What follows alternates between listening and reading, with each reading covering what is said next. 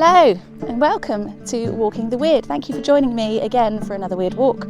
Today I've come to the stunning Jurassic Coast in Dorset, and there's so much to see here. We've got old smuggling coves, disused quarries, dinosaur footprints and an abandoned chapel. So let's go and have a look at this beautiful part of Dorset.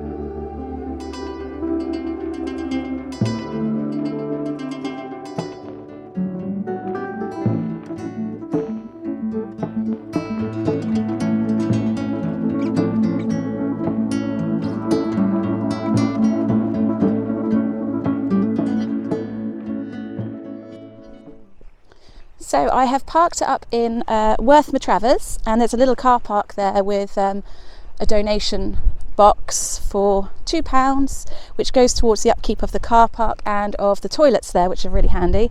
And I'm just walking down the footpath towards Winspit Quarry, which is on the Jurassic Coast. So I think soon we'll be on the Jurassic Coastal path.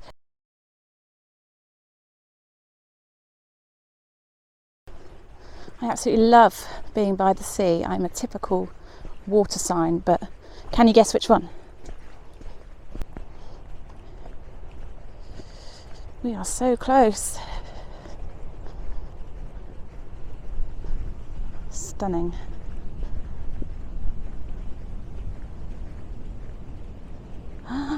Whoa. Wow. Oh my gosh.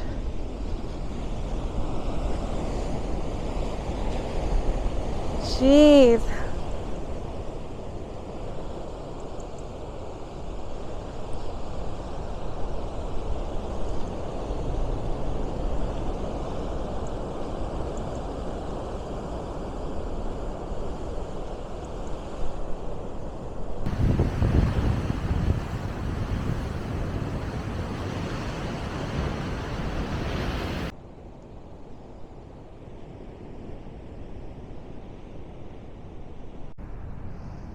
So as you saw by the signs, Winspit Quarry is actually closed due to a couple of reasons. One is that it's considered unsafe after having some assessments done of it, and secondly, there are bats living inside. However, we can look at some of these buildings. So these were used in an episode of Doctor Who, and I believe it was the planet that the Daleks lived on, the name of which escapes me. And then more recently in 2021 they filmed scenes here for the Star Wars television series named Andor, and I think they also filmed something called Blake 7 way before my time, but another sci-fi program, and you can see why. It does look very otherworldly. So it was used as a quarry up until 1940, and the stone that's quarried from here is Purbeck limestone, or Purbeck stone, sometimes it's just called. And it was used to build a lot of the buildings in London. So when you see those sort of pale stone buildings in London, there's a very good chance that it's been built from Purbeck stone. And then in World War II, the quarrying stopped here, and it was used to assist in the war efforts by the Royal Navy and the RAF. And in the late 18th and early 19th century, these caves and coves were used by smugglers. A perfect place to hide contraband before it made its way inland. And they had quite a good relationship, the quarry men and the smugglers. The quarry men would be rewarded handsomely for helping them to hide their goods. The favourite types of contraband would have been things like brandy, wine and tobacco. And then later on in the 19th century, tea became very popular. It was imported or smuggled in from China and India, and it was light and easy to smuggle away. So once they'd brought their contraband onto the shore, they would have hidden it away in coves and caves like here at Winspit Quarry until the coast was clear from coast guards. Then they would move it up over the hills, and then they would hide it in places like the Spyway barn, which we'll check out later, and also they used to hide it in the local church roof.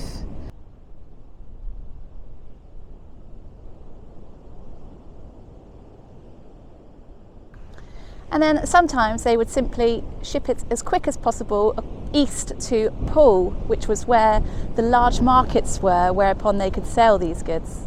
Plenty of customers there.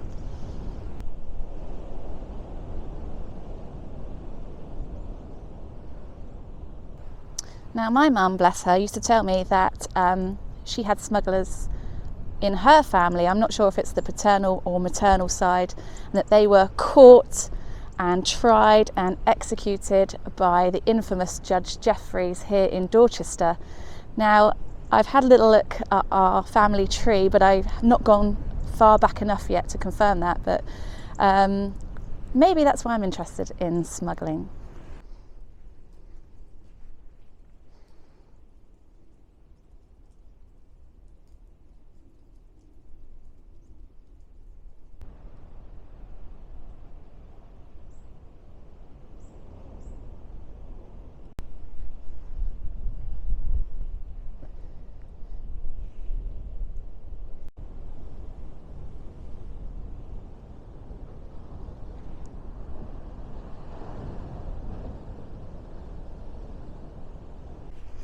So we're going to say goodbye to the beautiful Winspit Quarry now, and we're going to go back onto the Jurassic Coastal path, and I think I'm going to head to Aldhelm Chapel next. Let's go and take a look at that.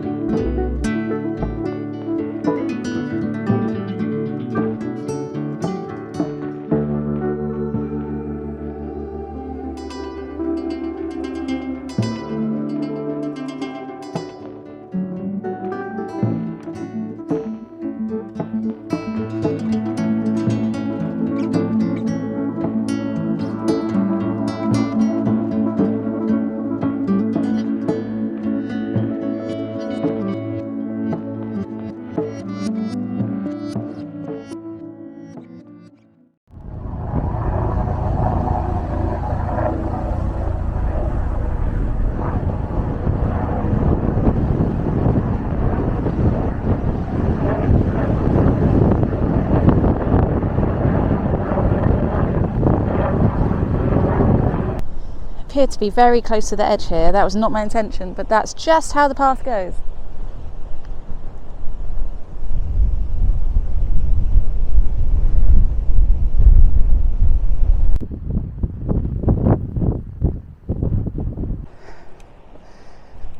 Whew.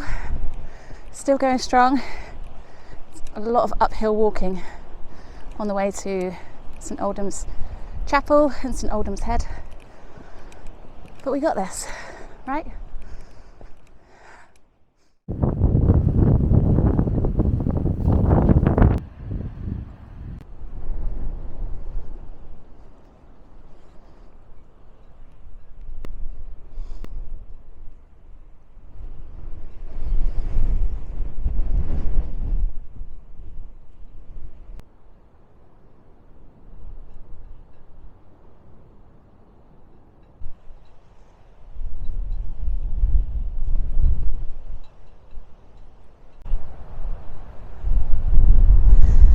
is the chapel of St Aldhelm's, a Norman chapel, not always believed to have served as a chapel though, so it's believed that potentially to begin with it was a beacon to navigate ships on the sea, and then as the Coast Guard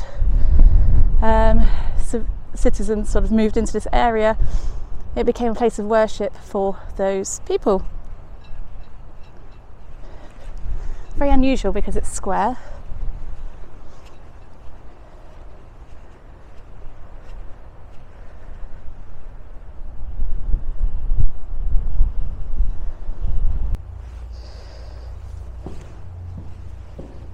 It's very dark.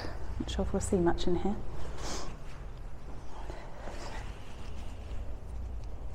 800 years old.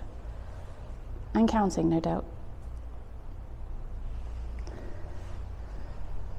Got a font here.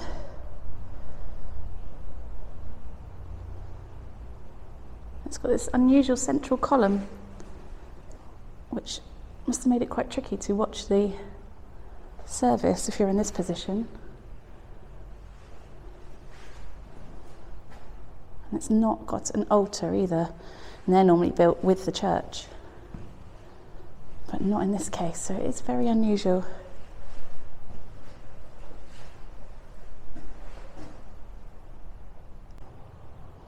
Some markings on the central column. That one there says 1665.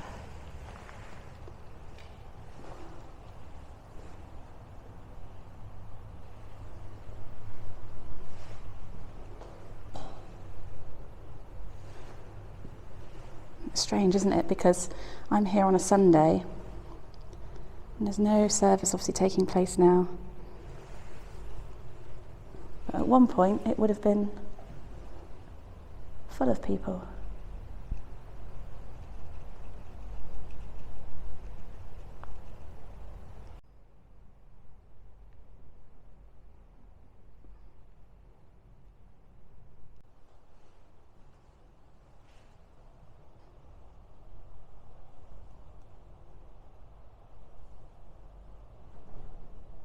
So in 1957, a large slab of Purbeck stone was discovered approximately 400 metres north by northeast of this chapel.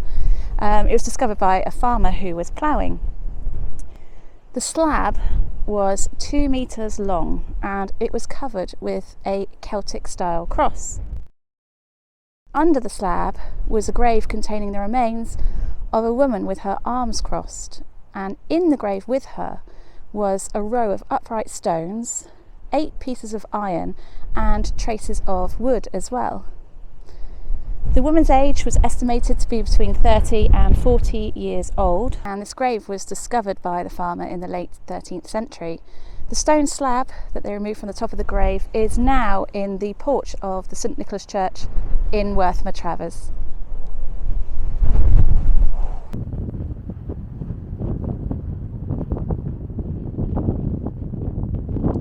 So I'm now walking on the Priest's Way, and it's been named so because a priest did used to use this path every day for pilgrimage. And I'm heading down towards the coast again to go and have a look, hopefully, at these dinosaur footprints, if I can find them, and also, if I make it, fingers crossed, down to Dancing Ledge. So I'm on the hunt for the dinosaur prints. Hopefully I'm nearly there, if I've got my bearings right. It is quite hard to find, so it says on the map. Hopefully through this gate. And as you can see, we've got quarries on both sides of us here.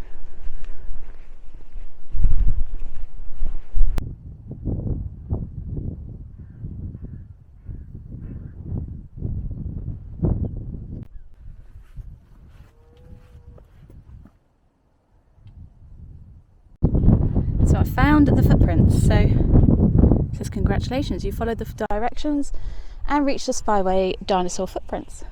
More than 140 million years ago, dinosaurs gathered by the shores of a shallow lagoon in what is now Dorset.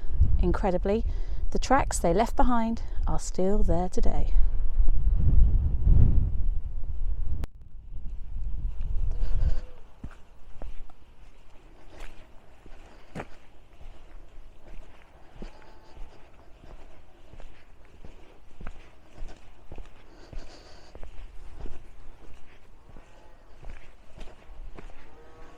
Keats Quarry, dinosaur footprints.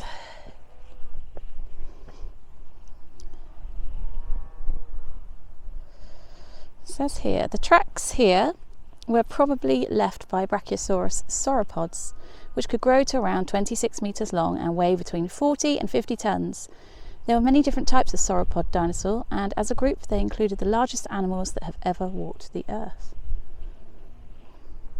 So this is what we're looking for.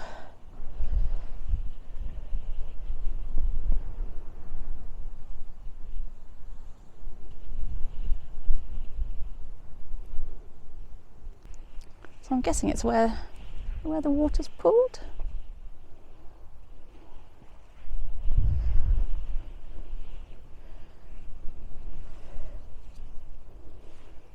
There's that one as well, like a smaller one.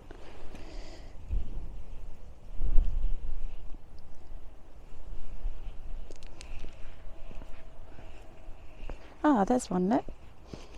And it's hard to show on the camera, but it's like a little crater basically.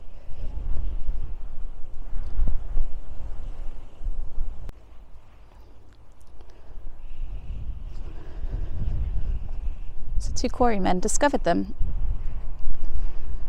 I think it was quite recently as well, 1990 something I believe. I'll pop it up on the screen if I'm completely wrong. I'm sure it was 1990 something I read, from Keats Quarry. They were busy quarrying away when they came across these footprints.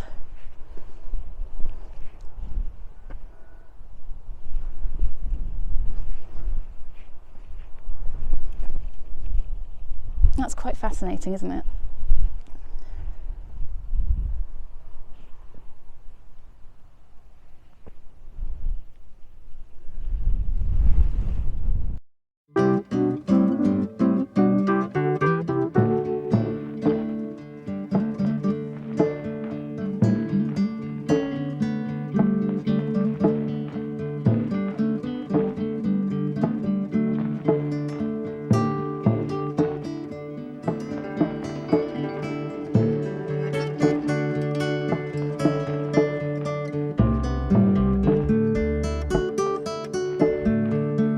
Really not a bad place to walk, is it?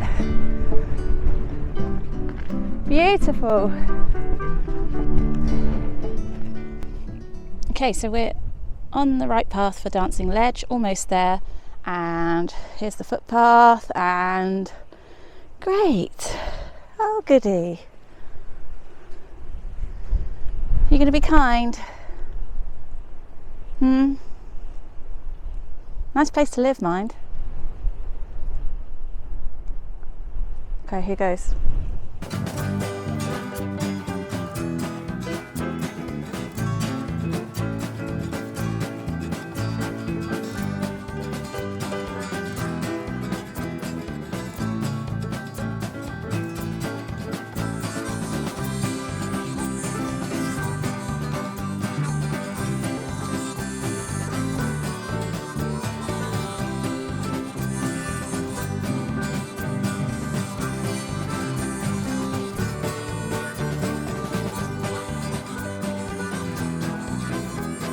I thought that was it, but there's more.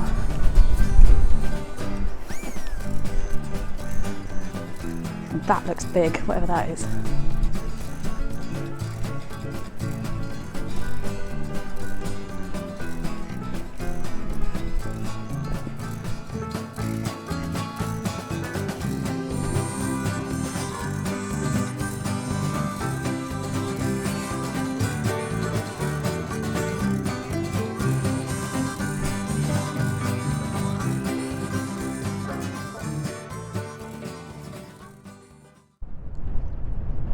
Okay, so I've made it through Cowgate and I'm now heading down here towards Dancing Ledge, my last destination.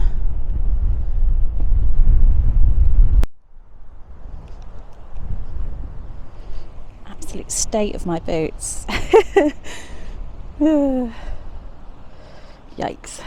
Okay, right, there it is, Dancing Ledge. You can go right down, but I'm not going to. My knees will not let me. but we can have a look from here.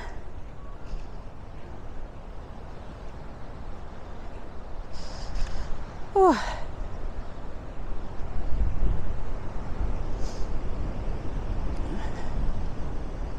Way, there goes the waves.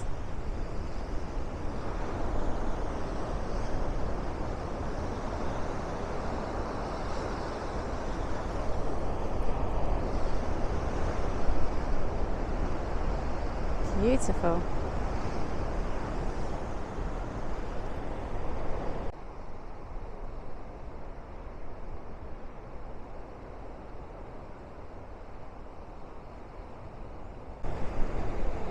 So it got the name Dancing Ledge because it's believed that when the waves crash against the ledge, it looks like the ledge is dancing, like it's moving.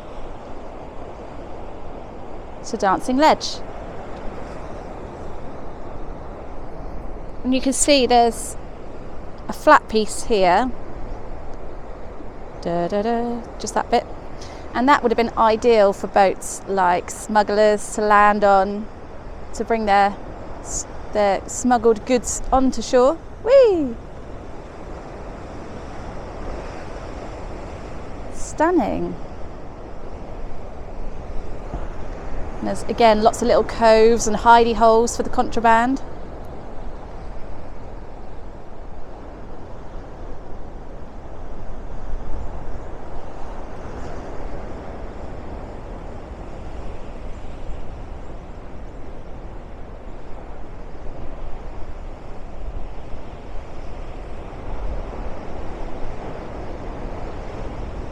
It must have not been easy to smuggle the goods up onto the land. Really must have taken some effort, you know, just getting across the sea alive is one thing, and then in the cover of darkness to navigate these difficult terrains, cross the stone, looking out for coast guards and watchmen, up the hills, inland to the spy barn and to the church, and then out to the markets to be sold.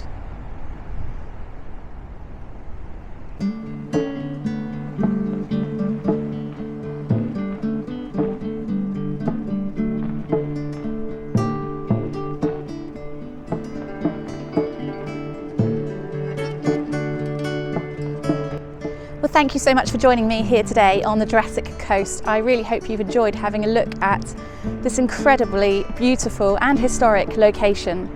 Please consider subscribing to my channel if you haven't already. I'd appreciate that. And I look forward to seeing you all again on the next Weird Walk.